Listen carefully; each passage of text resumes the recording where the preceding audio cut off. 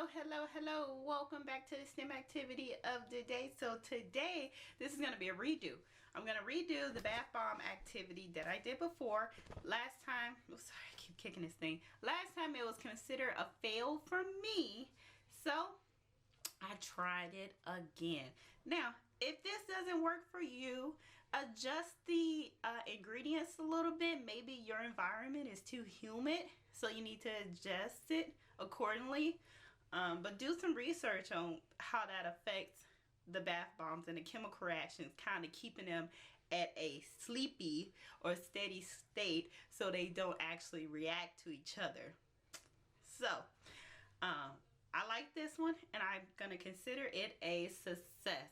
So let's get into it.